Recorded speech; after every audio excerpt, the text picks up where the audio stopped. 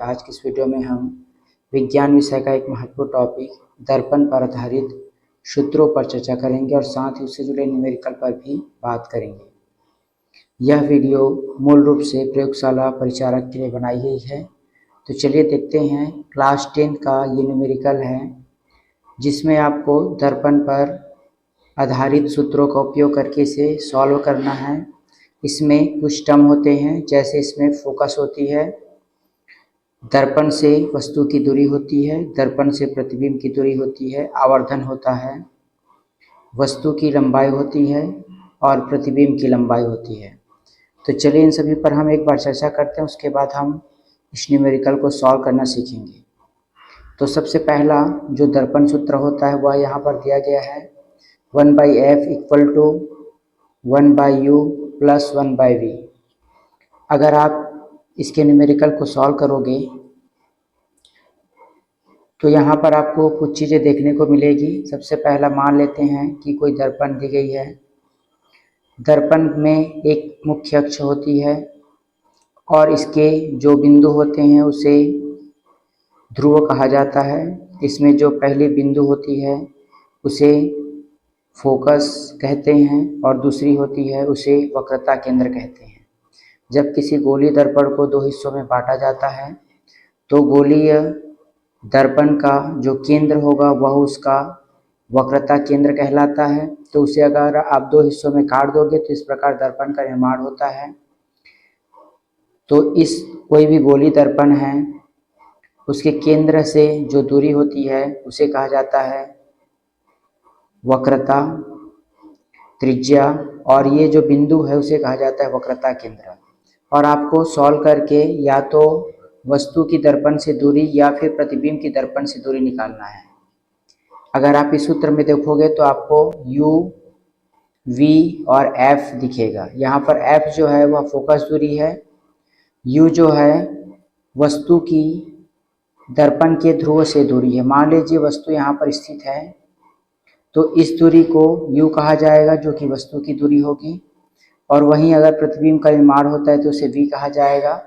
मान लीजिए प्रतिबिंब यहाँ पर बन रहा है तो इस दूरी को कहा जाएगा v और जो होगी प्रतिबिंब की दूरी। इसमें f जो होती है वह फोकस दूरी होती है। इसके अलावा एक और चीज़ होती है जिसे कहा जाता है वस्तु की लंबाई। यहाँ वस्तु की लंबाई जिसे O से प्रदर्शित किया जाता है, और दूसरा होता है प्रतिबिंब की लंबाई जिसे I से प्रदर्शित करते हैं। इसके लिए दर्पण सूत्र प्रयोग किया जाता है। दर्पण सूत्र होता है 1/f = 1/v + 1/u। इस सूत्र का उपयोग करके आपको इसमें दो चीज़ें दी गई रहेगी, या तो फोकस दिया रहेगा या फिर वस्तु की ध्रुव से दूरी दी रहेगी या फिर वस्तु प्रतिबिंब की ध्रुव से दूरी दी रहेगी। आपको वस्तु की पूछेगा तो इसे आपको पक्षांतर करके बनाना है। इसके अलावा आपको आवर्धन का भी सूत्र होता है।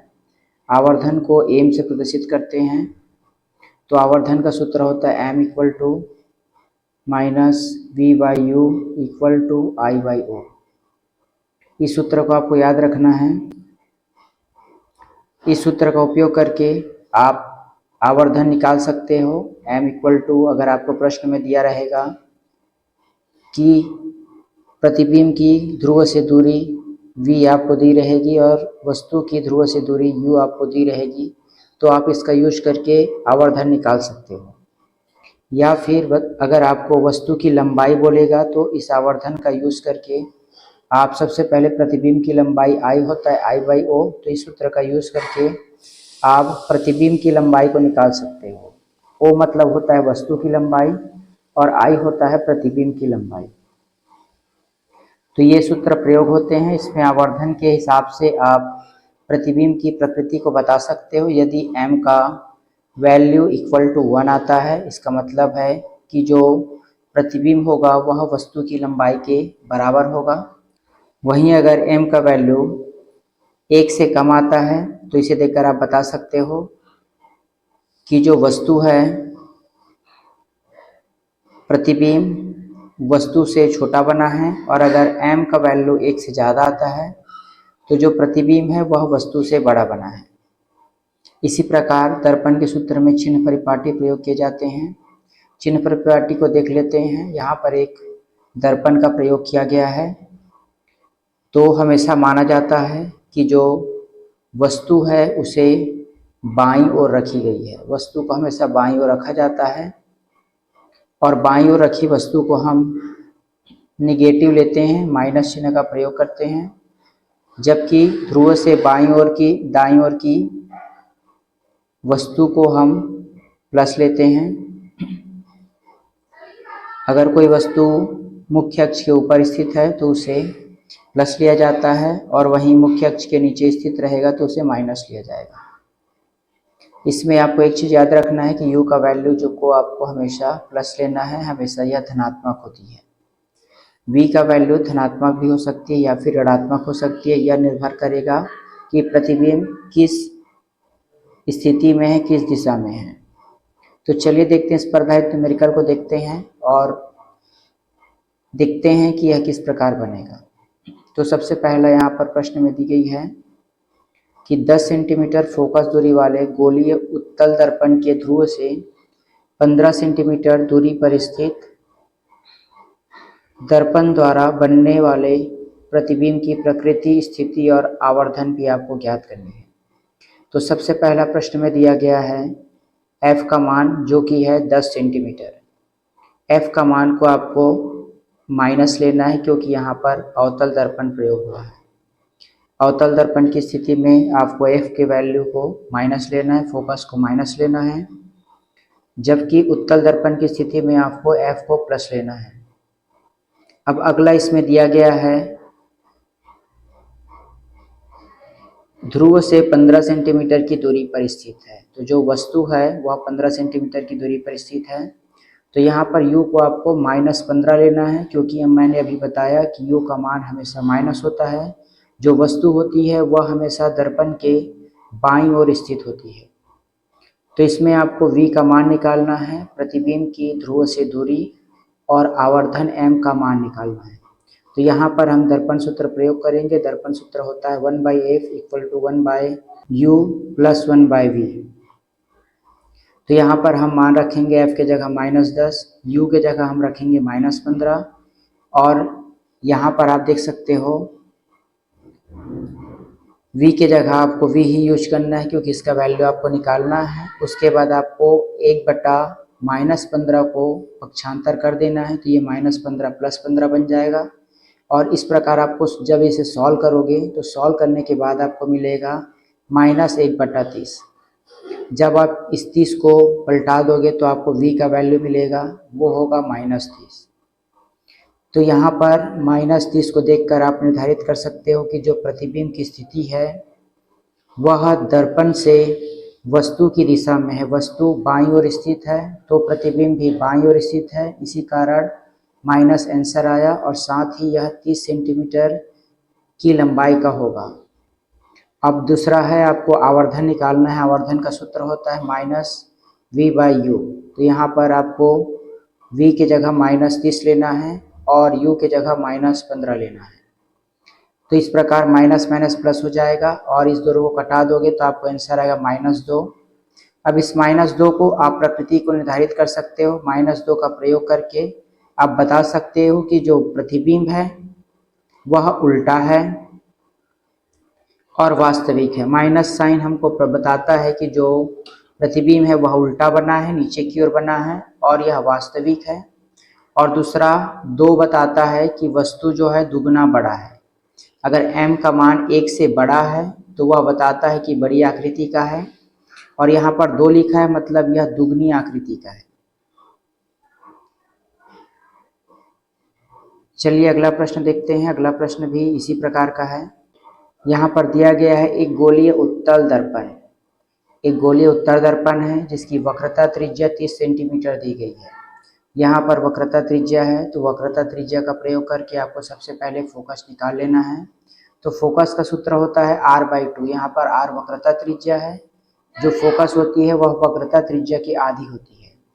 तो यहाँ पर 30 को 2 से भाग करोगे तो आपको 15 मिलेगा और यहाँ पे +15 का उपयोग करना है क्योंकि यहाँ पर उत्तल दर्पण है। उत्तल दर्पण की स्थिति में आपको प्लस लेना है, जबकि अवतल दर्पण की स्थिति में आपको माइनस लेना है।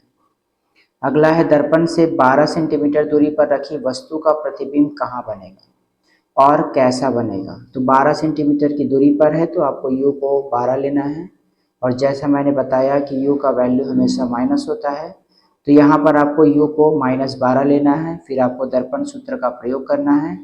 दर्पण सूत्र में जब आप उसका मान रखोगे तो मान रखने के बाद आपको v का वैल्यू मिलेगा 6.66। तो इस प्रकार आप v का वैल्यू निकाल सकते हो। v का वैल्यू निकलने के बाद आपको अगला आवर्धन निकालना है। आवर्धन का सूत्र होता है -v/u। यहाँ पर v और u का वैल्यू रखोगे तो आपको m का वैल्यू मिल जाएगा, जो कि 0.5 आया है, और यह मान 1 से छोटा है। इसका मतलब है कि जो प्रतिबिंब बनेगा वह वस्तु की आकृति से छोटा बनेगा। इसी प्रकार का एक और प्रश्न देखते हैं। प्रश्न में दिया गया है एक अवतल लेंस है। यह लेंस पर आधारित प्रश्न है, तो लेंस पर आधारित प्रश्न भी सेम बनते हैं, केवल इसमें सूत्र में अंतर होता है। अवतल लेंस है तो आपको f को यहाँ पर माइनस लेना है। तो देखते हैं यहाँ पर फोकस दूरी दी गई है -12 सेंटीमीटर, आपको माइनस लेना है क्योंकि यह अवतल लेंस है। और दूसरा दिया गया है यदि किसी वस्तु को लेंस के फोकस पर रखा जाए, लेंस के फोकस पर रखना है तो आपको बताना है कि इसका आंसर क्या आएगा। तो यहाँ पर केवल एक ही वैल्यू दिया है और बोला है फोकस पर रखना है, तो यहाँ पे फोकस का मान है 12 सेंटीमीटर। तो आपको u को भी 12 सेंटीमीटर लेना है, और हम u को हमेशा माइनस लेते हैं क्योंकि ऐसा हम मानते हैं कि जो वस्तु है वह दर्पण से या फिर लेंस से बाईं ओर स्थित है, इसलिए इसे हमेशा हम माइनस लेते हैं। अब यहाँ पर सूत्र में एक छोटा सा चेंजेस है। इसका सूत्र होता है 1/f = 1/v - 1/u।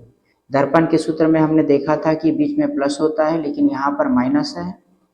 अब जब इसे आप वैल्यू पुट करोगे, f के जगह -12 और u के जगह -12 रखोगे, तो इसे आप पक्षांतर करके इसे आप सॉल्व करोगे तो आपको 1/v का वैल्यू मिलेगा 1/-6, और इसे पलटा दोगे तो आपको मिलेगा -6।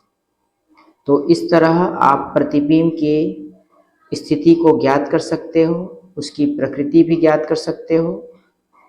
तो प्रतिबिंब की स्थिति है 6 सेंटीमीटर, और यह माइनस साइन प्रदर्शित करता है कि वस्तु जो है वह बाईं ओर स्थित है। जिस दिशा में वस्तु रखी गई है उसी दिशा में प्रतिबिंब भी स्थित है। तो इस प्रकार आप v के द्वारा उसकी प्रकृति और उसका मान भी ज्ञात कर सकते हो कि वह कितनी दूरी पर है। तो ये हुआ दर्पण पर आधारित 3 न्यूमेरिकल, और साथ ही इसके जितने भी जो चिन्ह परिपाटी हैं या फिर जो सूत्र हैं, इन सभी को आपको याद रखना है और ऐसे ही आपको सॉल्व करना है। इसके जो मैं बताया कि u का वैल्यू हमेशा माइनस लेना है। अवतल दर्पण की स्थिति में आपको f को माइनस लेना है और उत्तल दर्पण में f को प्लस लेना है। और दर्पण के लिए सूत्र होता है 1/f = 1/v + 1/u, और लेंस के लिए होता है 1/f = 1/v - 1/u, और m का सूत्र होता है -v/u। तो इन सभी का यूज़ करके आप आवर्धन और प्रतिबिंब की दूरी, उसकी प्रकृति भी ज्ञात कर सकते हो। तो अगर वीडियो अच्छी लगे तो वीडियो को लाइक करना ना भूलें, और ऐसे ही वीडियो पाने के लिए आप हमारे चैनल को सब्सक्राइब कर सकते हैं।